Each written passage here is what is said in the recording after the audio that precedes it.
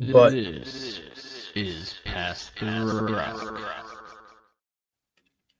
This is Pass the Rock, and we are back, and it is time to talk about the National Football League, which does mean that it's time for C's Ball. oh god, Look, it's That's an NFL on Fox graphic. I love it. it's C's Ball. That is an Adobe like default template. beautiful. That was the default. Is their inspiration was It's Fox. crazy. I just opened up the Adobe stock stuff, and there's just this video of C's right here. Using my likeness It's a free without my asset. permission. It's a free asset now. Yeah. Oh god, I'm gonna have to complain to somebody. I'm gonna have to take down a data center. Just kidding. I'm kidding. It's jokes. Okay. Yeah, a lot of football news. Way more football news coming into the week than I anticipated before the kickoffs on Saturday, you know. So let's just get right into it. So news and notes. If you hadn't heard by now, well, I don't know how we're the first place that you're hearing this, but two major injuries in the world of the NFL. Micah Parsons and Patrick Mahomes both tore their ACLs this past Sunday.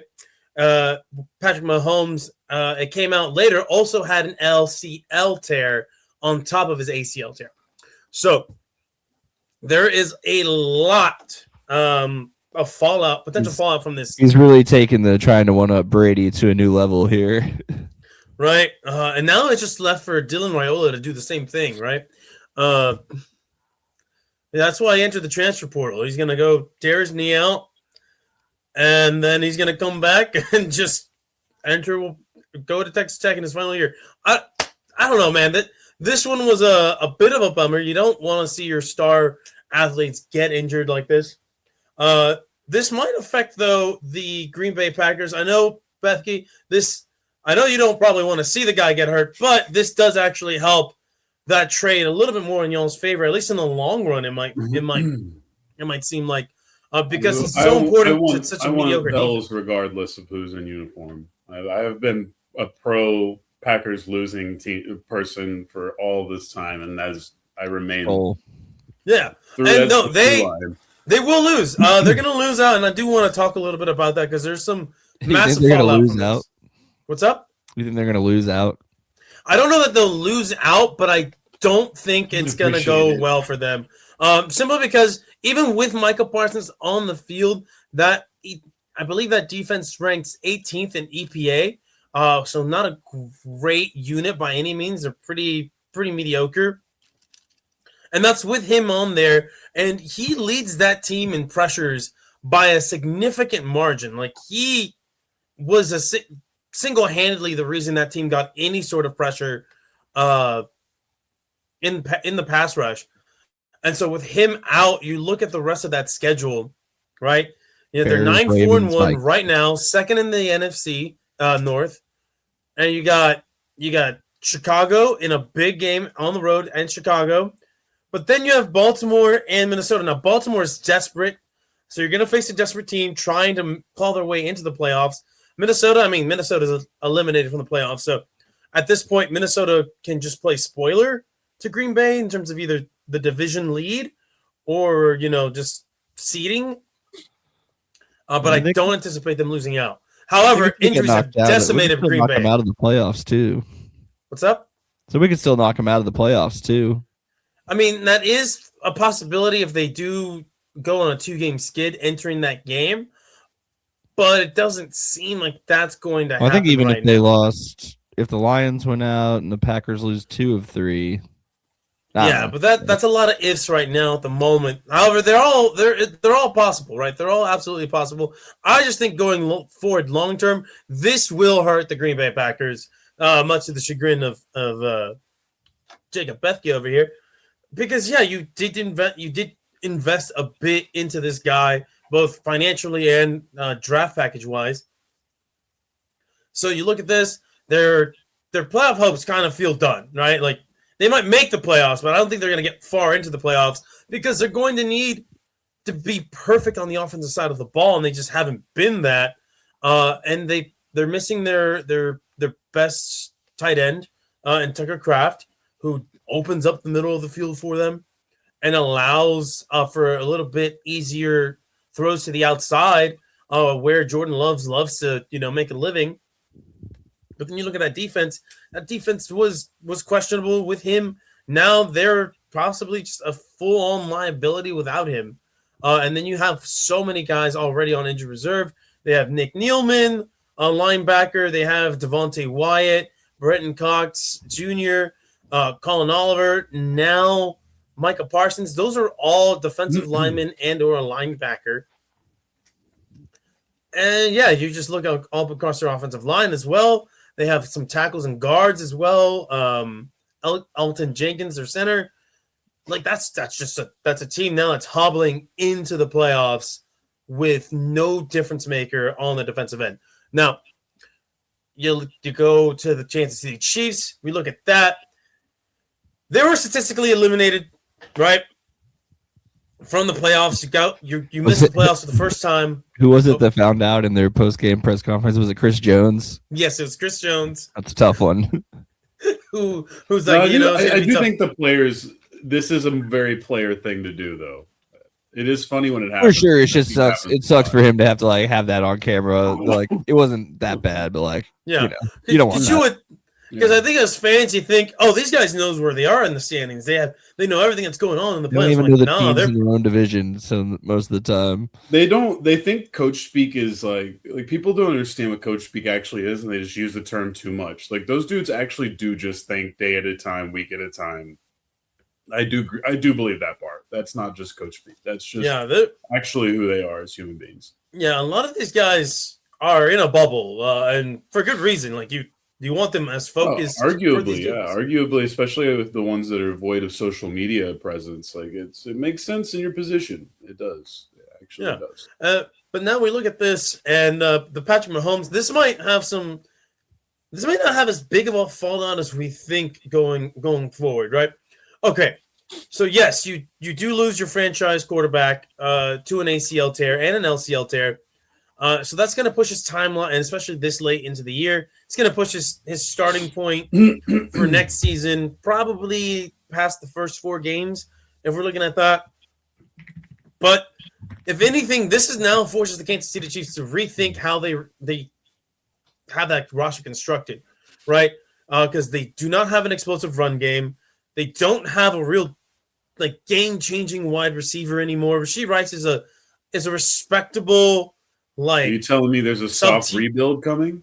I'm telling you there's a soft rebuild coming, or there should be, because right now they should question themselves on two major fronts. Right? That's how Mahomes and Kelsey. That whole offense has been like a ship of thesis the entire time, right? It's been a lot of relying on the scheme today with Travis Kelsey using the term the Chiefs are going to have him back for next year instead of we are or whatever. I mean, that feels fair. I wouldn't even play the last 3 games if I was him, but then I get where he has to, at least the last one in Arrowhead. But play that last one. There's an extra week of football that didn't exist back in the day. Okay, does everyone have to play all of them all the time? No. In my vast research, I only found 1 game ever canceled in the Super Bowl era, and that's the DeMar Hamlin game. No, they can play the game, but does the players all I want Joe Milton football, and I'm cool with Dak Prescott, but I want Joe Milton football. And am I wrong for saying that as a fan? Is it wrong for Kelsey to be all right, I'll play the last one at Arrowhead, but honestly, the road games, you can suck a dick. And I don't know what their schedule's like, but it's what? If you think NBA fans are upset when they spend a bit of money and don't get to see their star players, I'm also outing myself too much with this on, and then also saying that being okay with star players sitting out because you only get 8 chances a year to see your team So But like, if I'm a Cowboys fan right now, No, I right, get what it's you're a good talking- situation, right? Like, we I would arguably think you'd rather want to be- get all the practice squad guys up, let them run some reps out there. I and would, see what if I'm happens. paying for the Cowboys, I actually do want to watch as bad of the players as they have currently. Like, it's just interesting. It's an interesting thing. But, Yeah, but We'll get there. I think you saw it already last week, though. Yeah, but going back to this though, there's a couple things that the Kansas City Chiefs, like the organization, is gonna have to look at, right? So rebuilding their offense, because that offense has gone down significantly since the Tyreek Hill trade, and then what do you do with Andy Reid? Because now we're starting to see kind of a decline in Andy Reid as well as a coach. X's and O's standpoint, his philosophy on the building of the roster. I mean, this is not necessarily parallel to the end of his time in Philadelphia, but there is some signs that you can see that you can compare where you're like, yeah, I can kind of see why Eagles fans are ready to move on from him. Kansas City Chiefs, I think they're going to get into that point now because it's been a while. It's just been masked by the fact that you've had 3 Super Bowl wins in this era, and you've won 3 of the last 5. You've been in 7 consecutive AFC Championship games. Like, this level of success can't be sustained for that long, but it has. But now you got to think, what's next? Because Patrick Mahomes is 29, experiencing this ACL tear. Where do you go from here?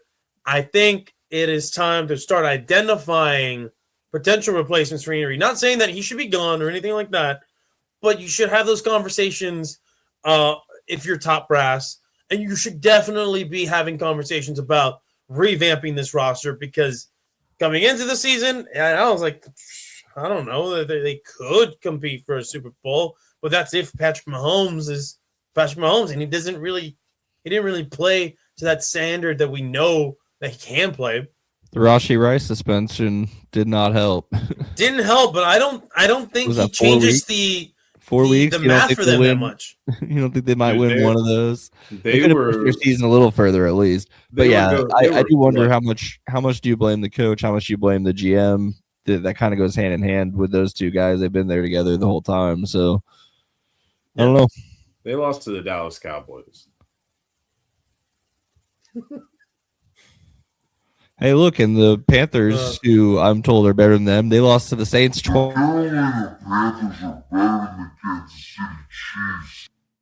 And that team lost to the Saints twice. So Yeah, but guess what? They're still better than the Chiefs, statistically speaking. So, a lot of fallout, a lot of things to keep an eye on, because these are 2 significant injuries. They're not something that won't not affect their teams going forward in the next couple of years. All right, next thing, guys. I don't know if y'all have seen this, but this was right after the Cincinnati Bengals loss. But there's been some weird talk around Joe Burrow. Joe Burrow has been kind of vague, and he just seems like, I think the guy might be checked out of football, right? There's been talks of him not being happy. Jamar Chase having to talk with him and having to have conversations he's never had with Joe Burrow before about, trying to keep his spirits up, which leads me to believe, are we having a Carson Palmer situation? Are we having an Andrew Luck situation? I was about to say, he's in like an Andrew Luck position in a somehow even more boring city. Right? With a little bit more success to his name, but that, without that not being too relevant in this case, because at the end of the day, it's like, if you're the Bengals, you just gave this guy a bunch of money. You did secure his 2 top weapons for the long term. And yes, you have failed to build an adequate offensive line. You have failed to rebuild that defense. But at least you've made some sort of attempts, at least in terms of perception, to try and help, although it's been begrudging. So now you're asking, as a fan, well, what does Joe Burrow really want? And what's going to happen? I don't think he wants to be I don't think he wants to be traded. part of me thinks he might just want to walk away and live a normal life, right?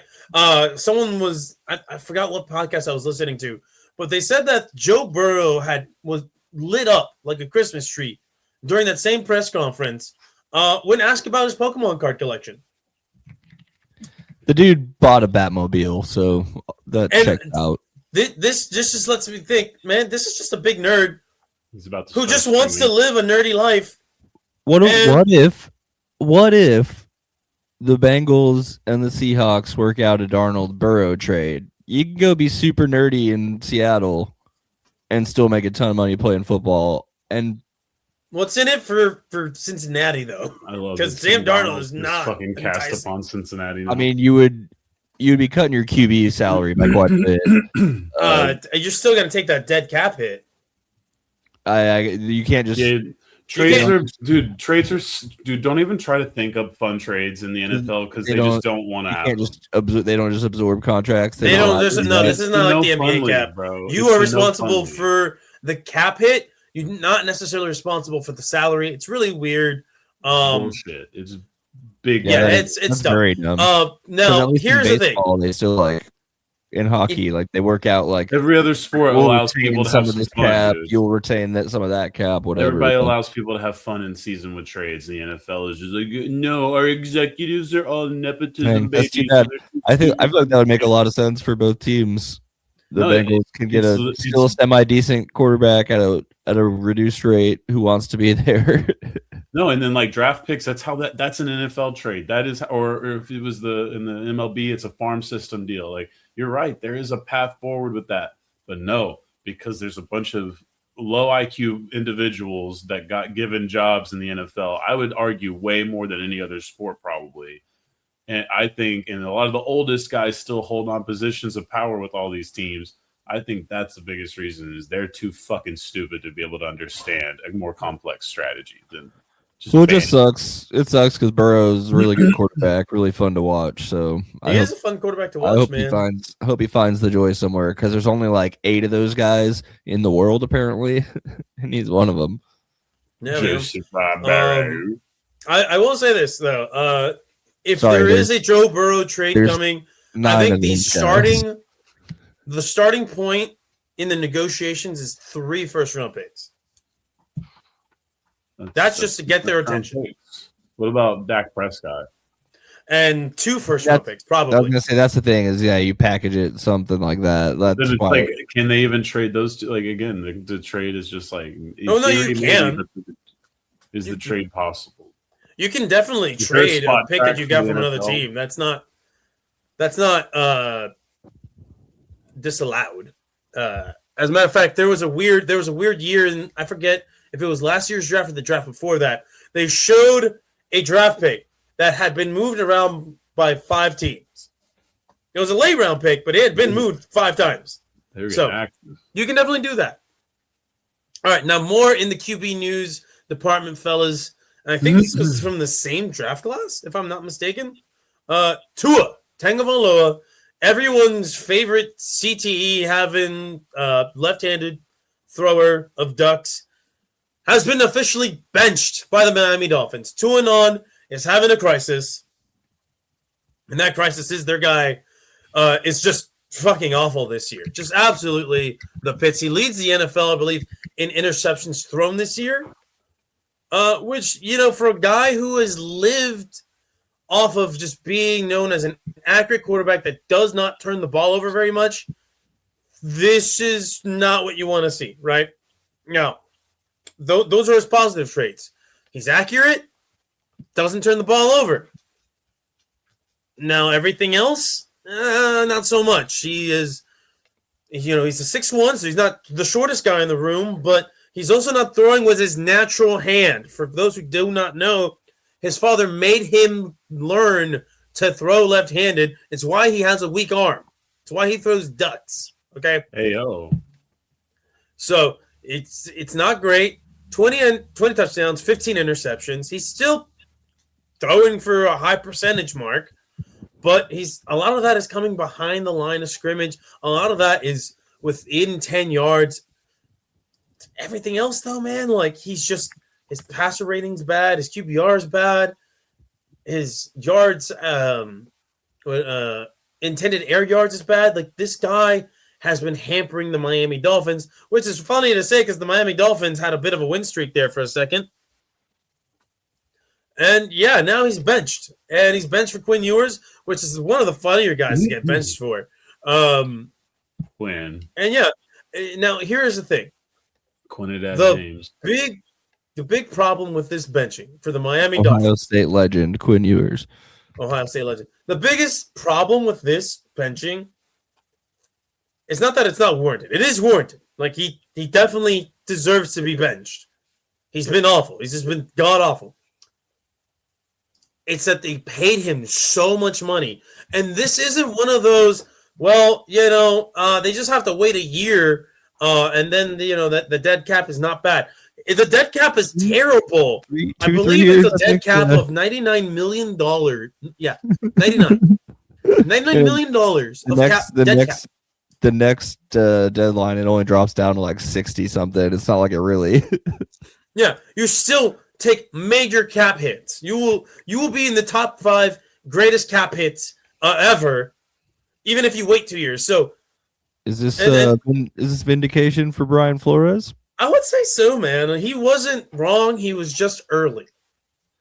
And in a terrible organization, it appears. Yes, the Miami Dolphins, who I don't think get clowned enough for being a poorly run organization. Much like the Bears, they get all this respect from like one good year. At least the Dolphins had more than one good year, but they did go 72-0. They did not go 72-0. They went the equivalent of 72. They went 14-0. Oh, they don't forget they won those 2 playoff games. Reading something at the same time, but yeah, you know what I mean. 12-0. They didn't even win as many games as the 2007 Patriots. I'll tell you that. That is true. But yeah, man, Tua's bench, and now I'm wondering what their next move is because Tyreek Hill is old and is not the same receiver. Tua. Quinnidat James.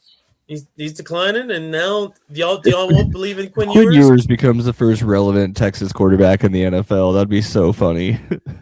Vince Young had some relevancy. Babysitter league offense all over the league now, I mean, it would make sense with all the hype he had coming out of high school that he actually. And listen, I'm glad you brought that up. I'm talking like Tannehill level, like just. I wish I would take that from. I would take that. Arch is going to be Arch, but whatever. The thing that you brought up when you said babysitter offense, that's what Mike McDaniels has done for Tua. Like Tua Tagovailoa can only function a very specific type of offense. They shouldn't and he maximized the shit out of Tua, and it brought them nothing. Like it just brought them nothing because Tua is so limited by his own physical traits or lack thereof. He can't make tight window throws. He can't push the ball down the field in a way that threatens defenses. Everything has been scheme and him just playing on time, rhythm, and just being accurate. And now he can't do that properly. Well, yeah, he lost Mike Gesicki. How are you going to win without a powerhouse like Mike Gesicki? They lost. But I think was he not having a good year this year? I don't know. He's playing with Cincinnati, so no one's having a good year this year. Was he not having a good year the one time, like the 2 seasons he had with Tua? I don't know. Probably. I don't know. I only know his name because I used him in Madden a bunch, and he was awesome. But fair, yeah. But it'll be interesting to see what the Dolphins do because like you can't move on from him, so you're stuck with him. You can go and get a replacement. You'll just have the world's most expensive replacement on the bench. And you'll have to constantly remind him that he's not the starter. Now, the next thing. Puka goes on stream and basically insults the referees. Puka is the gift that keeps on giving that nobody wanted to receive. Because this guy. I got to take my statement back. The Dolphins are like the 10 or the 9th best team all time. So I'm sorry. Sorry, Dolphins. They did have those years with Marino. Yeah, it makes sense. They didn't win a Super Bowl, but they, I'm assuming they've been turbo dog shit through most of our lives. So. Yes.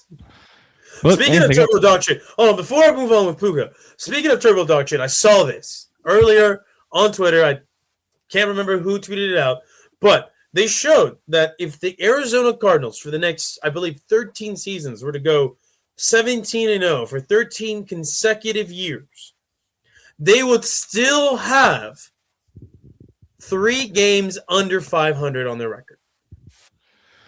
Yeah, Talk and about triple dog shit franchise. And my stats only cover from the Super Bowl era, and they've been around the longest, so a lot of losing in there. But as far as Super Bowl era, they are the 5th worst team of all time. That is rough, buddy. Rough. Just hilarious is the worst team of all time has 2 Super Bowls. Who? Tampa Bay. Oh my gosh. Okay. Yeah, they start off so badly. They were so bad. The Saints used to be that bad too, but they somehow have stacked some wins in with Drew Brees. Man. Drew Brees fucking did some work there. Nice. No, but I think you should also expand on the Puka Nacua situation because I missed all of what he actually said. It's impressive that I think the football community is like, oh, in sports, they're like, oh, he talked some shit about the refs. That's interesting. He did. And I thought it was fair to some extent. And we know this is true because they're part-time refs. So it's not surprising if this is the case, if he's right. But yeah, he also is planning to potentially commit a hate crime during the game. Okay. Well, yeah. So, all right, let's expand. Okay. So, Puka Nacua said all of this on a Aiden Ross appearance. Who's that? And you don't really want to Aiden know, Ross is an alt-right streamer. Yeah, Manosphere. He had Trump. I think he gave Trump a fucking a Cybertruck with his like entire like Trumpness all over it. This guy's not a great person by any consideration. No, he is the red pilled I think he got alt-right big incel guy. GTA and 2K back in the day. And now this is the demon that the YouTube and the Kick and all of the other streaming places have created. Yeah. And so if you go on Yahoo Sports, there's a headline that says Puka Nacua's Aiden Ross appearance results in anti-Semitic touchdown dance promise. Yeah, no, he basically is like, I'm going to teach you. And I guess I didn't watch it. Did he call it? Like, it's very obviously anti-Semitic. And I think you would have to be kind of dumb as shit not to recognize the trope that's going on with the dance. So I don't know, man. Puka Nacua is probably not that smart of a dude. That's fair. We get that a lot of this manosphere stuff is very popular, especially with the athletes. Streaming is another weird platform that I don't here. Like, but are you watching? Puka vowed to Ross that the next touchdown he scores, he will do a. Yeah, he will do a covetous Jew dance. That's what he said. I mean, it's very obvious. I'm stunned. Now, we just saw Bijan Robinson have a really funny moment. Do you guys want to see the video of them doing the dance? I'm not going to. I just saw it on Yahoo. Yeah. I've seen it. This kid wasn't allowed to go into Sean McVay ended up not letting this kid come into a facility to shoot content. He got shut down, and apparently that really pissed off Sean McVay that Puka would even try this shit. Now, I don't know how plugged in Sean McVay is with that. My guess is this is just football guy hears something about streamer in his building and is like, fuck no. Yeah. It wouldn't have mattered if it was Mr. Beast or if it was, I don't know. I would love for Sean McVay to be someone consciously aware enough of the situation to not allow a person like Aiden Ross to live. If anything, this was definitely... This isn't Frisco. Yeah. No, this definitely is not Frisco. But yeah, man, it's Puka Nacua is quickly becoming somebody where you're like, damn, I love this guy. He's fun to watch. So, damn, this guy's a fucking idiot. And he's doing it at breakneck speed. I'm gonna drop him from my fantasy team that already got eliminated. Now, if I told you guys who is, if this certain person was close to him and his family, his lack of intelligence would kind of finally click for you guys, or like would click for you guys, you know? Let me know because no, he is incredibly close to Dana White. He calls to, refers to Dana White as his uncle, Uncle Dana. Say less. And that just explained everything. Like when I saw this, right, this Aiden Ross thing, I'd already known about the Dana White thing, and I was like, you know what? This checks out. I take it back. Please, for the love of God, make this decision, cash it in, score a touchdown, and have the hammer of the gods come down on your dumb, unaware ass. What's funny is he won't on the field won't receive the level of repercussion that someone got T.O. got for doing T.O. on the star. No. On the field reaction will be nothing. Even the fans in the stadium probably won't know what's happening, but trust me, that will definitely bring plenty of eyes to the sport. You don't think there's a lot of Jewish NFL players right now? What are the demographics like? Or just, I mean, honestly, like, at that point, you just let that man get his fine and you just walk away because it's going to be a fine and then it's going to be a PR nightmare. If he does it right on top of an end racism thing. I think, didn't they get rid of all that stuff? Yeah. I think they did get rid of all that. Like Trump's president now. We don't care anymore. Got rid of. Yeah. Anyway, that's enough talking about Puka Nakua's anti-Semitism dance. I mean, it's worth noting just because, like, I mean, yes, you giving me that Dana White nugget was Pablo Torre level of, oh shit, okay, I see it. I forgot about that. We've talked about that before, but it's been a while. But yeah, it's been a while.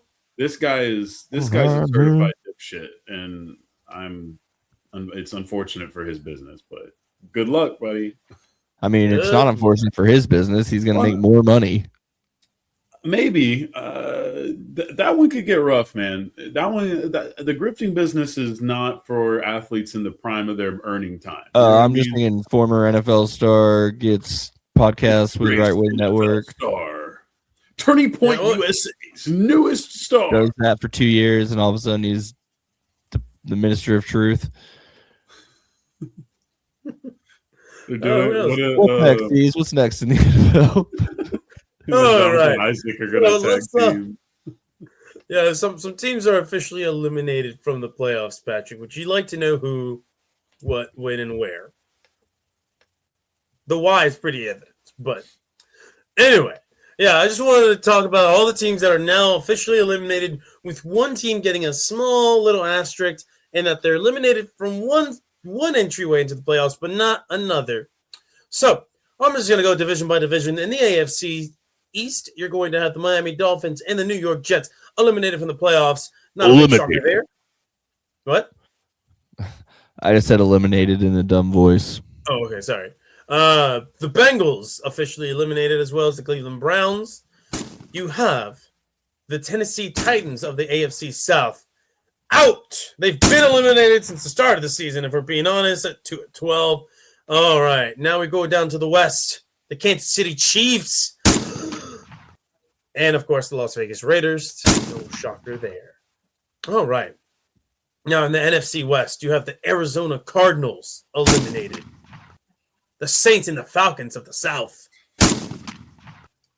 And then in the North, the Minnesota Vikings. And, gentlemen, we got to finish off with the NFC least, because not only are the Giants and the Commanders officially eliminated from the playoffs, but the Dallas Cowboys are officially eliminated from the wild card round. So the Dallas Cowboys have one entry path into the playoffs, and that is through the division lead. So if they win the division,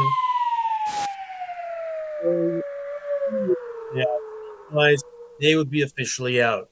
Now, in order for them to get into the playoffs, they have to win out, and the Philadelphia Eagles have to lose 2 of their next 3 games. I thought they have to lose completely out, the Eagles. Am I wrong? Oh, that tie helps out, weirdly enough. Oh, yeah. That tie would kind of help them out a little bit. But yeah, the Eagles would have to lose out entirely for that tie to help the Cowboys. Oh, okay. Then there you go. So the Eagles have to lose out entirely, and the Eagles' final 3 games. That's why it's a less 2 than games 1%. against Washington and 1 against the Buffalo Bills. So, yeah, it's feasible that they lose 2 of their next 3, but for them to lose out 3 entirely, I don't know. Although it's and you should be putting any money on. And you expect the Cowboys to get a second 3-game win streak this season? Well, I mean, they do play the Chargers. That's going to be a tough game. But then they have Washington and New York, and that's 2 winnable games. Even if it's like the Dallas winnable Cowboys games, but yeah, them stringing 3 together, doesn't it? Yeah, so we'll see what happens. The only reason it would happen is just for the NFC East tradition. Yeah, and then we know that superstition is real. The curse is real. It's not a bad heartbeat. It's solid. Anyway, team double L's. Double L's. Every week L's. I'm gonna look at the thing and I better see 2 L's. What happens with those 2 L's? But yeah, Just realized something you're not gonna like. What happened? Joe Milton. I think I accidentally deleted all of the light music. Ooh. Oh, it's fine. We'll live without it for this week, I guess. We will play this very calm music. Do you not have anything a little bit more up tempo? Yeah, rock probably. We'll go with rock. This is like strip club rock. Yeah. This feels like a late 80s strip club. I think when this one gets going, you're gonna like it. All right, well, this will work. All right, it is time for the lowlights, the highlights, and all the lights of Week 15. Gentlemen, there was a lot of good, a lot of bad, and there was an old man that came out of retirement after having not played for 5 years. Did he make it into the clip show? We don't know. Let's get this going. Guys, before I do anything, I must take our audience to a journey into the mind of mediocre QB brain. And what does that look like? It looks like this.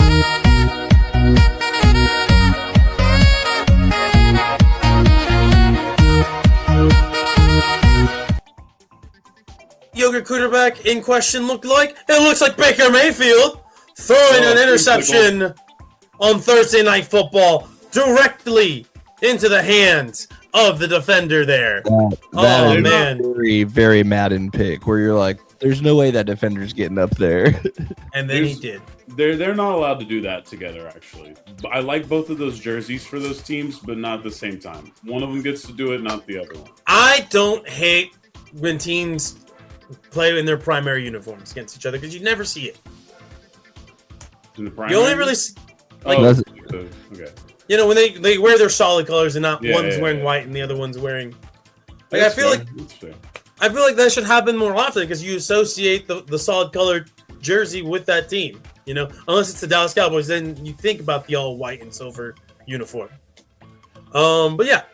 Anyway, we saw him make a dud of a play there. But what about seeing an actual good play, an actual good throw? Well, Drake May here throws a ball out for his wide receiver, and his wide receiver lays out and catches that thing. Who is that? That is, I don't know how you say his last name. Boutte? Is that how you say it?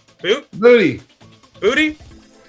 John Boutte for the NE Patriots, New England Patriots. He laid out. I love when receivers actually lay out because there's so many times where you see a throw and you're like, why didn't you lay out and try to grab that? And this time we didn't have that question because we saw it happen. Now, bro, you got to think about. I've never really thought about it too hard, but running routes in practice It's just you're so conditioned just to run the route. I can understand not. Yeah, Not I mean, gonna I lie, guess, but it's still you still as a fan want to see Oh yeah, your out for it, and so many times you just see them just not even try. All right, hold on. We have breaking news. Oh, Look at breaking this. news. What just happened? Puka Nakua's Two men, including brother Puka Nakua. Puka Nakua's brother just fucking got arrested for stealing a Lakers car.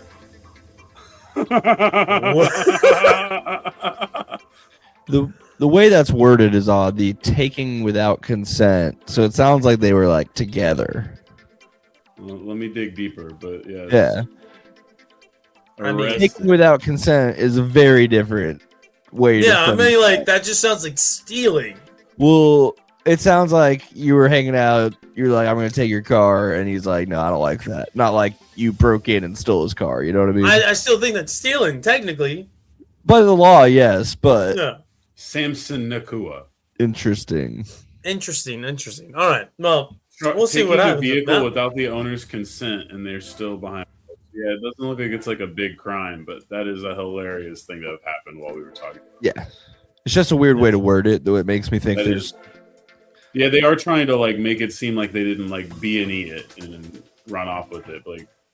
But that there's, I mean, he's obviously wasn't very happy with it because he called the cops on and told them to fucking arrest him. Nah. I mean, I don't blame him. All right, now let's get back to the clip show, shall we, gentlemen? Now, there's times where a quarterback will throw to the defender, and then there's other times where the receiver is responsible for the defender catching the ball, and this is one of those instances right here. Jamar Chase, one of the best in the league, just not making the catch here and tipping it right to the defender behind him. And yeah, I'm not going to fault you, Joe Burrow, for that one. You do not get the Squirtle saxophone meme attached to your name this week. Now, let's move things back over to the Tampa Bay Atlanta game because a certain tight end who has been called a bust for much of his career had the best game by a tight end in fantasy history. That's Kyle Pitts, who had 3 touchdowns. This was his 3rd touchdown. The butt cheek was in. That's all that mattered to the ref on this 3rd touchdown of the night. Brought the Falcons back within 1 point or 2 points in this game. Now, There was another thing too, but go ahead. oh no, I was gonna say Continue with the now. highlight. I don't want to stop. Sometimes, guys, receivers can make other lowlights besides not being able to catch the ball. This one, courtesy of Keenan Allen. Watch this, fellas. Keenan Allen catches the ball and then hurdles that thing back. Oh, yeah, buddy. Just there was no necessary. There's not necessary to just hurdle it back and lose yards on the play. I guess he's thinking if we're punting either way, the only chance we're getting over the line now is if I throw it backwards. But here's the thing. Let's see. Yeah, I guess so. But like, No, it's a if you're terrible going to decision. make that, It is a terrible decision, but rifle that out there the best you can, you know. But you know what? His boy Justin Herbert had a better play in that same game. Herbert drops back the pass and then puts that shit in the breadbasket on the sideline there. I like that. That was a great throw. I Love feel that like type Justin of throw. Herbert. Solid quarterback. Lamar has tried his best this season, and this is one of his better throws because he zips this thing almost 40 yards in the air into a tight window for Zay Flowers. Hell of a throw for him in this game. And you know what? Flowers their number one. He's their pseudo number one. It's funny to say because they don't really have a true weak- number one. It's a weak room. Yeah, it's a strong like committee, but not there's not a strong individual on that side of the ball. Now, that's one impressive pass into the end zone. Here's another one, courtesy of Jackson Dart, drops back the pass, surveys the field, goes right into the end zone. Whoop! The defender all over the running back on that play. That is Still a manages to classic get that. Giants touchdown for sure. Yes. Just dumb. Just a dumb touchdown. Guy falling down. Oh yeah, but you know it looks kind of cool when you're not Oh, thinking about it. It's very Giants. Oh, of course. Now, Zay Flowers had a hell of a catch in the end zone. But he also, again, much like Jamar Chase, causes an interception. This time, Lamar rifles it in there and it slips through his hands and into the hands of the defender for the Cincinnati Bengals. Now, guys, usually I don't have a lot to pick from when it comes to the Patriots. I mean, as evidence of 3 weeks ago or 4 weeks ago, I think at this point, I'll use a clip from last season just to show you they're winning. They're not producing too many highlights, but they did produce this awesome run. Trayvon Henderson, who just had the easiest run of the day, an explosive run. And would you believe it or not, gentlemen? Was that the last good play they had that day? That was the last good play, because then they blew a 21-point lead and lost this game. Oh, not good. It is but that tough. feels right. Buffalo's more established. They're the upstart team with an easy schedule. Football gods, they judge. Yeah, it did feel day. similar to the Texans being up like 21-0 on the Chiefs or whatever that year in the playoffs. Yeah. Now, guys, I do have a bad throw to show you, courtesy of our guy Justin Herbert. I'll get y'all's guy. He's not my guy. But look, as great as he is, sometimes he does things like this where he just chucks that thing in the air as he's getting hit, and it goes into the defender's hands. Yeah, that part of the field, you really can't do that. Not at all. All right. Now, I can't believe this game produced 2 highlights, but it did. We're going back to the Commies. We're going back to the Giants. You know why? Because special teams deserves love. And boy, did this special teams unit produce some love here. And a touchdown to go with it, because you're going to watch him take it to the house. That is right. I'm not going to even bother to know the name of this player, because, again, it's the Washington Commies, irrelevant franchise. But you know who's not irrelevant, guys? It's a man with 10 kids. It's a man who came back to the NFL because his insurance on his kids was running up. So he came back and got his kids' health insurance restarted all over again. It's Fat Man Phillip Rivers dropping back the pass in the shotgun, throws a duck, but that duck produces a touchdown against the Seahawks, baby. Like, the Flak Jacket's doing a lot of work, but still.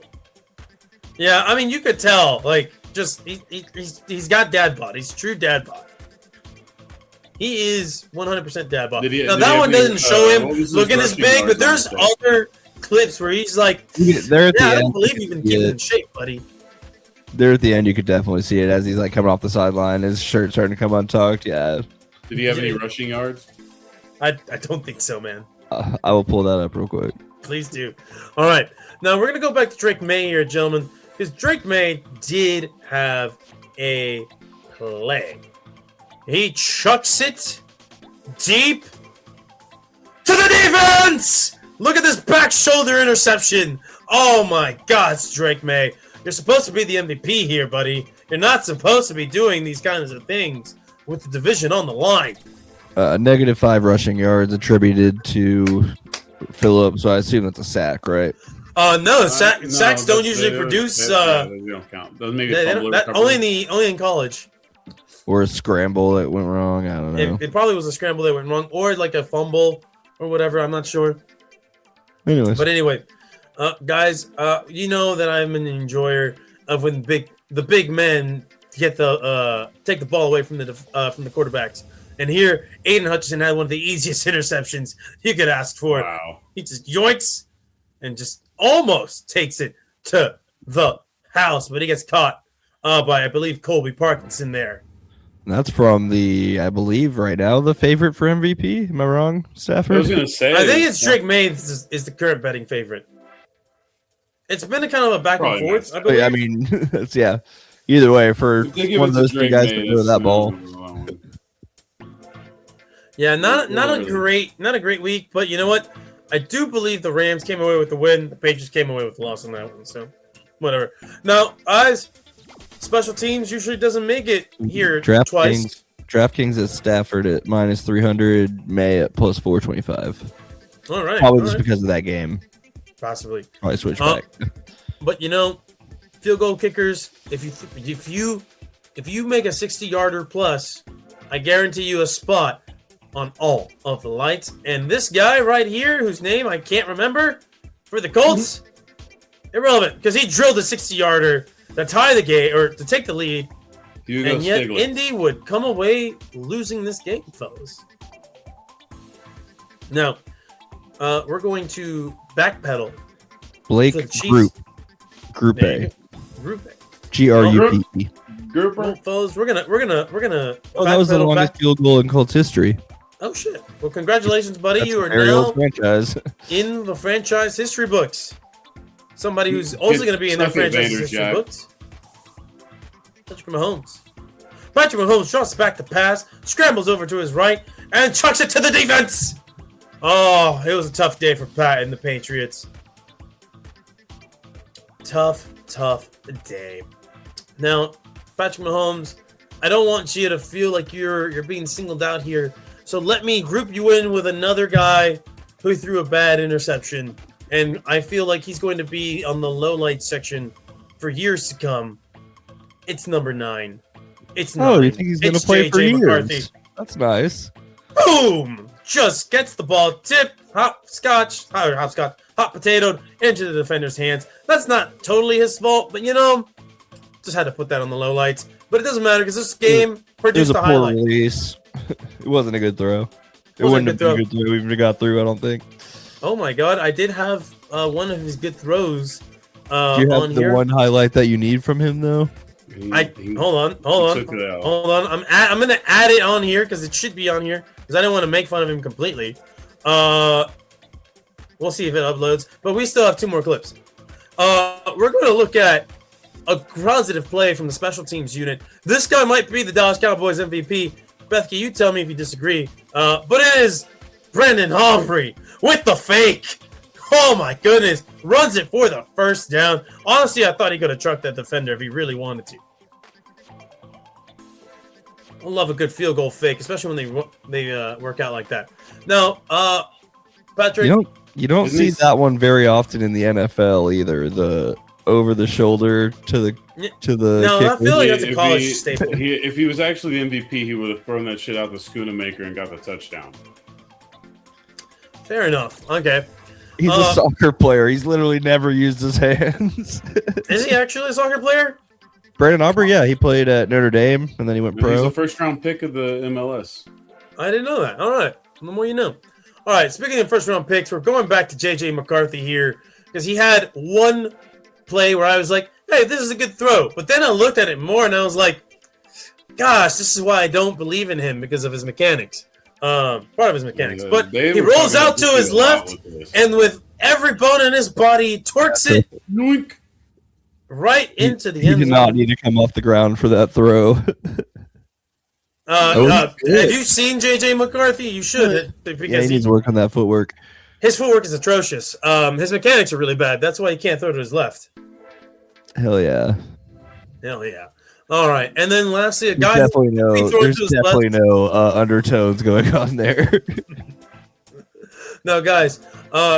As you bad as McCarthy is throwing to his left, there's a quarterback who has been forced to throw left, and he. This is just an LMAO title right here.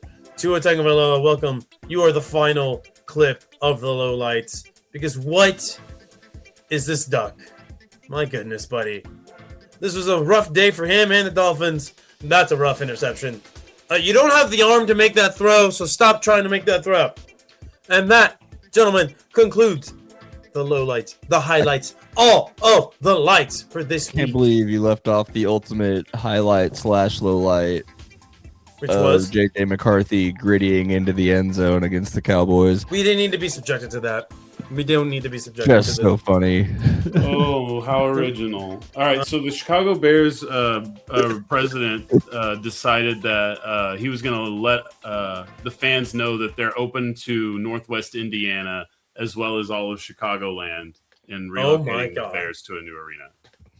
Just want Okay. you guys to know that. Okay, yeah. The Indiana Bears of Chicago would be such a funny. Chicago, just saying, okay, guy. Or The Gary, Indiana, Chicago Bears. It's also worth noting that just got to change him to be the Midwest Bears at that point. It's also worth noting that Northwestern football just built like a big badass, or is in the process of building a big badass stadium to compete in the Big Ten, and it's all privately funded. Oops, sorry, I was trying to delete that one. What? Hold on. And now, how big is that stadium for Northwest? Because I feel like they're like doing 30,000. I thought we. Well, yeah, I mean, it'd be a different scale, probably, right? I don't think they're going to go the same. But it's college football; you got to have a pretty big stadium to compete in the Big Ten. Probably close to McLean Stadium in Waco, where it's pretty big, it's definitely at least double what you used to have, but it's not DKR, it's not Cotton Bowl. Oh, so the capacity is going to be 35,000 people. Interesting. Yeah, they're reducing it from 47. But like for it to be $862 million for that size of a stadium, I just feel that's a little ridiculous. But you're also none of the money goes to the seats. All the money's in the suites, the screens, the amenities. I suppose. The story tradition of Northwestern needs to be honored with. I was just talking about it because it's important that again, a stadium bargaining chip, is where we want everybody to move forward to. Absolutely, and these people have the money for it; they just don't want to spend it on sports stadiums to it. Yeah, we'll see what happens with the Bears. I don't I know Soldier Stadium is old, but can't they just renovate the shit out of it? They really should just build something new. I mean, I like keeping history, but Soldier Field, it's so old and it's so windy and so terrible. These people with their fucking graphics, man, they just can't get enough of it. Hold on. I really have to commend these people. I did see a tweet where they were speculating the move to Indiana, and they said Indiana would have 2 teams and the state of Illinois would have 0. That is kind of funny to think about. I just half the New York teams play in Jersey. It's not uncommon, so yeah, but I feel like that one makes a little bit more sense with the population density of New York. They've always said, "What's a polar bear doing in Arlington?" But rarely ever, "What's the Cowboys doing in Arlington?" All right, y'all. Well, we're gonna move off from the picks. We're gonna move off from that, and we're gonna look at how we're doing against Jesus. Patrick, if you can bring that up for us. Absolutely. I said picks. We're moving on to picks. Yeah, we're moving on. There's also a PFT article about Zach Wilson responding to being the backup. Okay, we're good. So we split with Jesus 2-2 this week. So we're still nine games back with only 3 weeks to go. It's going to be pretty tough to make up ground like this. So we probably won't catch him, but shit, I forgot. But Caesar's kind of pulling up on him. Caesar's now only 4 games back of Jesus, so would have been 3 if I didn't fuck around. Yeah, predicting. We'll get to it in a second, but predicting a tie was kind of a choice. It was out of spite. And now, bitterness. to our actual picks against each other or whatever. Pretty solid week for everybody, though. I mean, Bethke had the worst week at 9-7. That's actually what I do most weeks, so that's pretty much average. I pulled back even with Bethke. C's the tie was a weird choice, but it's okay. I had to figure out what to do for that. I was like, do I do like a half Eagles, half Raiders logo? But I just went with the tie graphic that I wouldn't even know how the math would work on your spreadsheet if I got that right. I would count it as a win. Okay. Because you were correct. Your pick was correct. We're not doing spreads or anything, so but yeah, picking a tie and then your team winning 31-0 is kind of funny. Man. Other notable stuff I think was again, you guys choosing the Bengals and they didn't score any points. I needed to keep the Joe Burrow narrative alive, and now it's over, so I can let it go. And then me and Bethke clinging on to the idea that the Chiefs were still going to win some games. Yeah, I mean, I felt like the Chargers couldn't be trusted, and now I'm really looking the Chargers can't be trusted in the barrel this week. But I think the next few games, I think Buffalo, New England, Washington, New York, Philly, Vegas, Green Bay, Denver, all those, and Detroit. Those are all good pick'ems. I can't believe you guys trusted the Cowboys, but it's fine. You guys knew 9 was going into Arlington. You knew 9. Oh, wait. I forgot. I got something for you guys. This is fun. Okay. I don't know if you guys have seen this or talked about this at all. There's so much you could talk about with the Cowboys. I just want Matty Eberflus gone. That's the only thing I personally have to say. I don't really care about getting into any of the rest of it. Yeah, that's pretty much it too. But I have an interesting stat that people were able to come together over some nostalgia bait inspired this actually. So somebody was like, it's a generic tweet that's supposed to get traction, and so one Cowboy, it was like what's a sports defensive moment that just is a great memory to you. And some Cowboys fan talked about the time that Drew Brees and the Saints had won 10 straight games, and the Cowboys beat them in that game playing great defense. Do you guys know when that game happened? When the Cowboys would have beaten a 10-win in a row Drew Brees Saints team? I believe in New Orleans, but whatever. That's my 2010. No, way more recent. Yeah, that checks. What's up? You said way more recent than that. Yeah, way more. They were recent. 10-0. Drew Brees is not. This would have been probably the last time the Saints were good with Drew Brees. I thought it was right after their Super Bowl, but I guess it must have been later. This would have been 2018. Alvin. That was a good Saints team. Wait, 2018 is correct answer. 2018 is the last time that the Cowboys beat an opponent without scoring over 20 points. That means 29 straight games, and that means the entirety of the Micah Parsons era. That you at least have to score 20 points to win a game in Dallas. That actually, basically, I felt so seen and heard, and I was like, I don't have anything else to say. That's all I need to say. That's all that needs to be said. That is something, man. Holy shit! And yeah, that's pretty crazy. 2018 is the last time. Now is that just home games or that all home and away? Cowboys have to score more than 20 points to win a game. 13-10, November 29th. This year? No, that was the 2018 game. Sorry. Yeah, that was the week 13, Thursday night football. It was a really low scoring game. I mean, honestly, looking at the highlights, I was like, fuck. It was hard for me to get to 2018. I was like, damn, Jalen Smith is still useful. I was like, what the fuck is happening? Where are we at in time? But yeah, so that was a crazy one. All right. Well, and I think that says all you need to know about the Dallas Cowboys and the state of defense in Dallas for the last, really longer than 2018, but that works too. I got one defensive stat. Actually, no, I don't. Never mind. But yeah. Anyway, where were we? Oh yeah, the picks. We're going back to the picks. Those picks. Now we're doing future picks. We're doing future picks, and I'm gonna pull that up right now. All right, guys. This is what we got going on this week for our future picks, aka Week 16 in the NFL. Patrick and I believe the Rams will be winning the NFC West, while Bethke believes the Seahawks will get one up on the Rams here. I definitely think that's a pick-em game. Actually, I made a very strategic and organized decision throughout my entire picks. I'm interested to see what this is. I think that I'm seeing a pattern here. It'd be so funny if this was a self-destructive pick selection, and you still end up tying with Patrick at the end of the season. I'm not worried about self-destructing. I always tell you guys, I'm picking what I'm rooting for. So far, that's actually led me to a pretty good record. I mostly get what I want. Yeah, the joke's on me taking it seriously and still having the same record as him. That's true. So okay.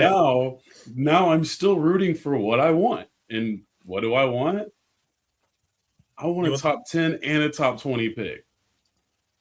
There you go. All right. Well, let's look at it. Let's keep looking at it. We're all in unanimous agreement. The Chicago Bears will get one over the Green Bay Packers, especially now with the Michael Parsons injury. Top 20. That's all I'm asking. We got Patrick and myself going in favor of the Philadelphia Eagles, beating the Marcus Mariota-led Washington Commanders. Yeah. I mean, it's a long shot, but if Washington could win some games, there's a chance. There's a chance. And then you got the Cleveland Browns beating the Buffalo Bills. We got the Buffalo Bills keeping Shedeur Sanders down for this week. I probably didn't need to do this one, but again, if there's a chance that it's 6-3 right now, and I'm like, can they get to 3? Maybe. And then we're all in agreement that the Chargers will be beating the Dallas Cowboys because you need those draft picks. Gotta lock in the top 10 pick. Gotta lock that one. Gotta lock it in. You're coming to Dallas. I want to know why you want Kansas City to beat the Tennessee Titans here. Yeah, again, Kansas City's 6 wins. Who's playing quarterback for them? No, you don't understand. They have 6 wins. I need them to have 7 or more at this moment. Oh, I'm just asking who's playing quarterback. I don't know. Stash boy, Gardner Minshew. Oh, okay. Gardner Minshew is the backup? Yeah, I'm pretty sure that's who came in. I'm pretty sure. All right, that's a funny one. All right. Yeah, honestly, I don't know. Tennessee is pretty bad. So I am not marrying myself to the Tennessee Titans beating the Kansas City Chiefs. However, that's who I have picked at this moment. Patrick as well. We all think the New Orleans Saints should beat the New York Jets here. Saints already have 4 wins, buddy. They can get 3. Let's do it. New Orleans, Kellen Moore, no identity football team. Keep it going. All right. We're all in favor that the Minnesota Vikings will beat the New York Giants. The New York Giants are just bad. Yep, Minnesota, get the fuck on. See. You won some games at the end of your season. All right.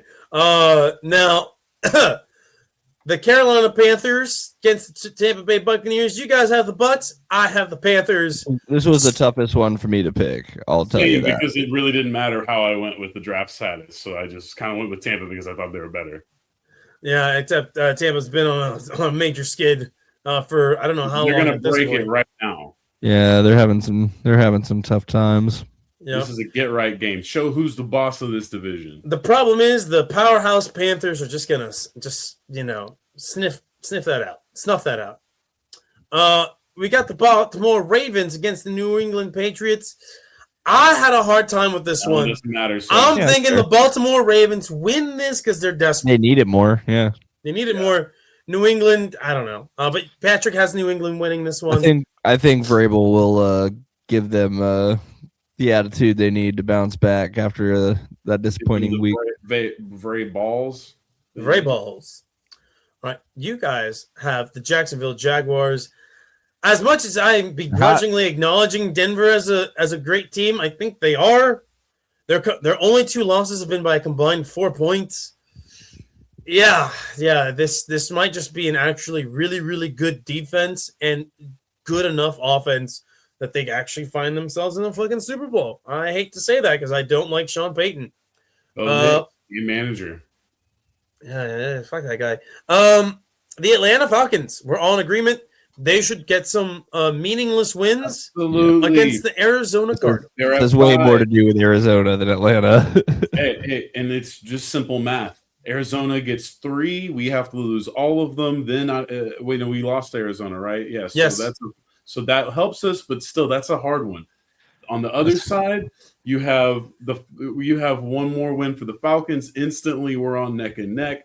Then it's just like, okay, they win one more game, we lose. It's just there's a pattern, there's a path. Also, Atlanta has every reason to win their games, so that draft pick isn't good because they don't own their own draft pick. Come on, dude. Once it's gone. It was funny after they beat the Bucks, and I saw Bucks fans were complaining about there was like one specific play where it was like 4th and long, and the Falcons convert a pass, and the Bucks defender had come in on the guy who was like running the short route, and some fan was like, "Why would you go after the guy who's like running below the sticks on fourth?"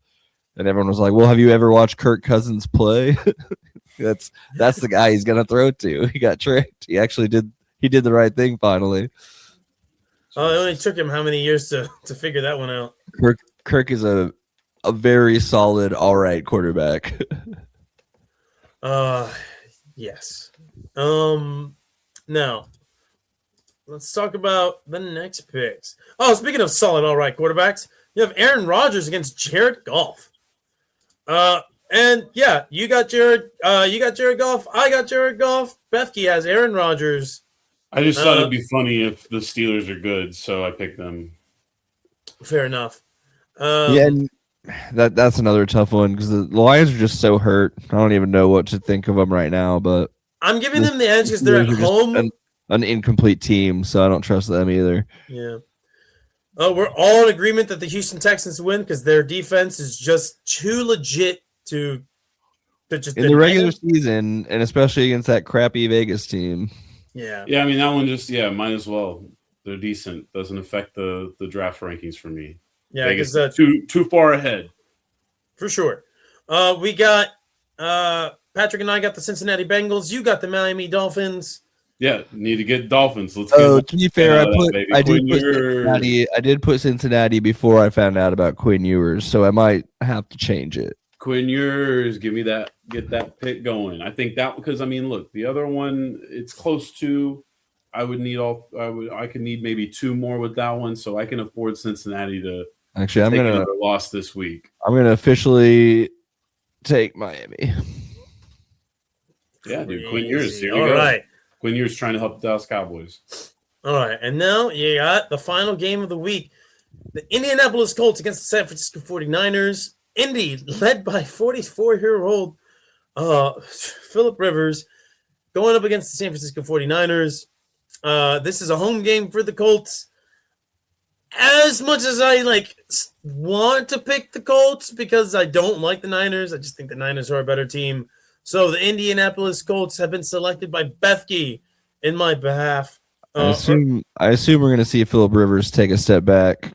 He wasn't even good in his return. He was fine, but that was probably the best he's going to get because he wasn't recovering from a week of this is football. Beautiful. This is a hate pick, and it's a little insurance just in case the Dallas Cowboys do something stupid like win a bunch of games, and then I need like a top 15 pick. You know what I mean? You just always want to have insurance. So Indianapolis, let's get another win. For sure. All righty. And that does it for this week's pick selection. Tune in next week to see how we did against Jesus, how we did against each other. And now we move on to everybody's favorite end of segment. It's the watch it, skip it, train wreck. Patrick, what you got this week? Sorry, this one's a little long.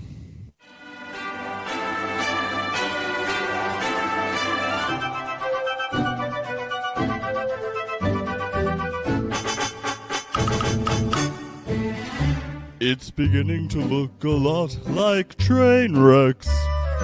Every single week, take a look at the injured list. It filled up awful swift with quarterbacks and passing rush freaks. It's beginning to look a lot like train wrecks. This is quite a chore, but if you tune into LC's, he'll give you what you need so you won't be sore. A pair of quality teams fighting over playoff seeds in the wish of NFL fans.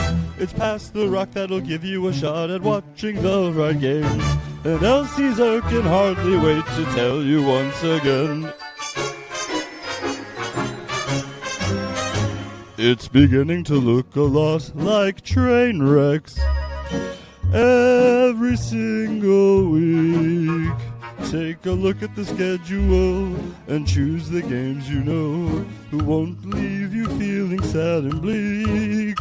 It's beginning to look a lot like train wrecks.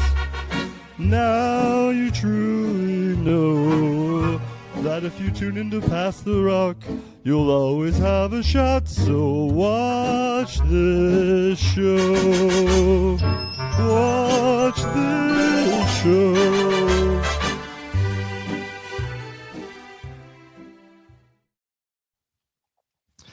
That's Beautiful. That was beautiful. I just got lucky with the video I found, that Phillip Rivers interception, the second to last one on there. I've been trying to find that video for years. It's one of the worst plays I've ever seen in my life. He is just facing the defender. He throws it right at. Just like, He's like, fuck it, I have to. So you have to understand, the Brett Favre comes for everyone. for sure. All right, gentlemen, this one was tough because there was a lot of games that I thought worthy of the skip. Because once it gets down to this part of the year, not as many games are as meaningful as you would like them to be. But there are some standouts, and so we'll get to that. For our must-watch games, I have listed, for our neutral fans here who don't necessarily have a rooting interest, or perhaps they just want some quality football. Rams at Seahawks. The NFC West is on the line. A 1 seed, potentially, and a 5 seed, potentially, are on the line here. Rams need this win. Seahawks, I think, are desperate for this win. The Seahawks, who are definitely having a bit of a slowdown on offense since week 11. Their defense is great, still one of the best in the league. That offense could probably use the home field advantage, could use the bye week. Granted to the 1 seed, you go with the Rams. Matthew Stafford definitely would like to have a bye week, probably to get some rest. So, 2 quality football teams, division rivals, something's got to give there. Next up, almost the same set of circumstances, except maybe not the 1 seed, but definitely the division lead. It's Bears, it's Packers. Listen, these 2 teams, top of the division, fighting back and forth. If the Bears want to solidify themselves as a real playoff team, this is where you essentially establish yourself by cementing yourself as the division winner. Take advantage of a hurt Packers team and propel yourself forward into potentially the 2 or the 3 seed. All right. That's it for the must-watch games of the week. Now let's go to the skips. This one was tough because, like I said, there was a lot. There was a lot of bad football on this week. And so these games, I feel, are just going to be lopsided and or boring. So let's go to the lopsided. Bills, Browns, I don't think that game is going to be particularly close. Yeah, Bills should run away with this one. I know that Browns defense is solid. And then you have Myles Garrett, who is on the hunt for the NFL season sack record, which he might get in this game. Who knows? However, I just don't know if that's enough to tune you in to this game. Next up, Titans, Chiefs. Do you really want to watch Cam Ward against Gardner Minshew? No. Why would you? These teams are both eliminated from the playoffs. This game means nothing to anybody other than the draft sickos out there. Giants, Vikings. Same situation. Both teams eliminated from the playoffs, except, you have one mediocre team against a dog shit doo-doo Giants. So, again, not worth your time, I fear. All right, now on the train wreck section, gentlemen, I have 3 games that I feel perfectly encompass the train wrecks. Nothing like a Jets and Saints football game. Something about 2 bad teams with nothing to play for except draft positioning, and one of them ruining it for themselves. That should be everything you need for a train wreck watch. It's Brady Cook, I believe, against Tyler Shuck, 2 of the more forgettable quarterbacks you will ever come across in the NFL. Next one up, Falcons, Cardinals. Again, it's a battle of backup quarterbacks. It's Kirk Cousins. And, oh my God, why did I forget his name? I always do this. About old boy. Jacoby Brissett. Jacoby Brissett. Yeah, I don't know how I can forget him.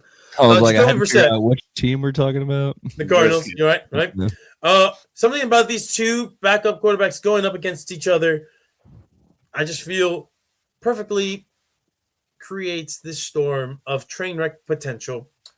And then you always got the added fact that whatever the Falcons do, if they win, sure, they help the fact that they don't have a draft pick. But if they lose, oh my goodness, that draft pick just keeps getting worse and worse. And then you look at the Colts and the 49ers. It's the 44-year-old Phillip Rivers, just came off his couch, just finished coaching some high school football, going up against the 49ers who are fighting for the playoffs. You just don't got a lot going on if you're the Colts, if you're a Colts fan in terms of positives to look forward to. And you got this on Monday Night Football with Troy Aikman on the call, who just is unfiltered, does not give a fuck. You got some train wreck potential here. Fellas, am I missing anything that you want to put in the honorable mentions and/or? Yeah, dude, if the fucking Chargers fuck up my fucking Sunday by being the fucking Chargers, that would be really, really annoying. Would you put that in the train wreck category? And then I would have to deal with some asshole being like, a real fan really roots for every win. Every win really matters to the fans. Games like this are just important. Like, that's the structure of a great organization. Fuck that. Yeah. Miss me with that. Listen, if your team is losing, It's over, bro. It sucks. Let it go. Root for the draft pick. You know why? Because that draft pick means something to rebuilding the team. Like, you want to be in mediocre land forever? No. Sometimes you got to bottom out before you reach the mountaintop. Well, yeah, you don't want your team to get destroyed. You want them to play well enough but still lose. Yeah, sure. That's Shoddy's problem, not mine. Exactly.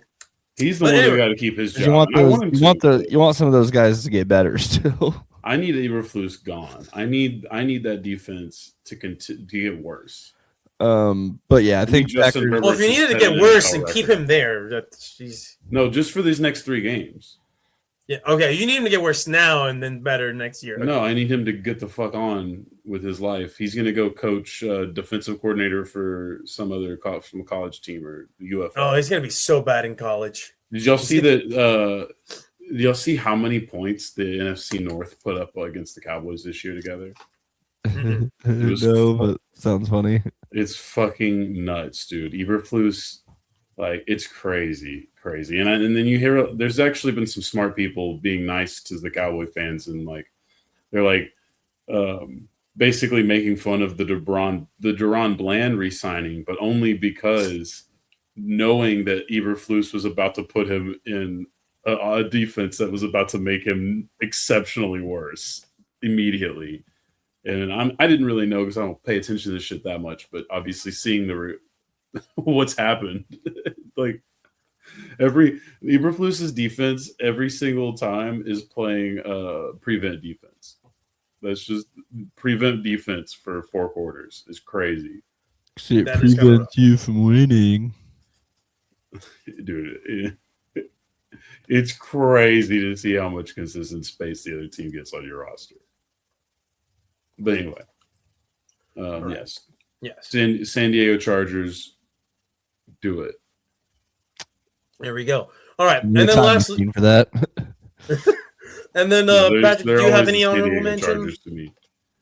No, I don't think you missed anything. I do think, as annoying as it is, Packers Bears is the clear must watch just for current importance and historical relevance of that matchup. Yeah, go Indiana Bears. There you go. All right. So for the game of the week this week, almost dropped the mic there. For the game of the week this week, gentlemen, I have an audience at home. I have Rams Seahawks because this is the battle for the 1 seed. All right. The playoffs will go through the 1 seed in this one. And so what you have here, you have Matthew Stafford versus Sam Darnold. You have Mike McDonald, Sean McVay, an offensive mind versus defensive mind. This is the style. This is a clash of styles here. So there is a lot going on in this one. Just for people to kind of have an idea of what the schedule looks like for both teams going forward. with only 2 games remaining after this one, right? For the Los Angeles Rams, who I believe had a 3rd place, they're playing a 2nd place or a 3rd place schedule. I don't remember. They have the Falcons and the Cardinals. That is as soft as an end to the schedule as you could ask for. And then you have the Seattle Seahawks, right? If the Seahawks win this one out, I think they have a little bit of tougher schedule, if I'm not mistaken. They have the Panthers and the Niners. Panthers still fighting for a playoff spot. 49ers trying to secure that playoff spot. Seattle needs this way more than the Rams. They cannot afford to lose this game and then also have 2 potential playoff teams at the end of the schedule. The Rams, if they win this one, it's over. It's the 1 seed race ends there because you don't have faith that the Falcons will put up any type of a fight, or the Cardinals for that matter. So that's why I have this game as our game of the week, the most must-watch game. And yeah, fellas, that concludes the CTE portion of the show. Patrick, Concussions. All concussions, right. yes. Well, we'll see how the picture clarifies through the next week. I'm sure a couple more teams will be out. There's still like 5 or 8 more teams to eliminate. Oh no, there's still 5 to 8 more weeks in the season. That too. Yeah. But yeah, we'll be back with something next week. I think is next week Christmas. Yeah, it is. Yes. We'll be back with something next week. I don't know if it'll be full or not. We'll work on that behind the scenes. But it's fun. College football playoffs are starting. A week from when this posts, we got Spurs Thunder. Thanksgiving, it's Christmas Day. Christmas Day games. I don't know why the Mavs game is scheduled as like one of the premier slots of the day, but that's okay. Well, there was some hope and thought to this team, and they look decent overall as they're getting fine. adults back on the roster. Just wanted to talk some shit. But I'm off to go play my Switch 2 that I just got today, and Nice. I feel like a child, and it's awesome. It is really fun. It's expensive, but it's fun. Well, yeah, I pulled the trigger now because I expect it's about to get hit with the Rams stuff. So, all right. There you go. Facts. Unless anyone's got anything else, peace. Fuck AI, but I'm not talking about Allen Iverson.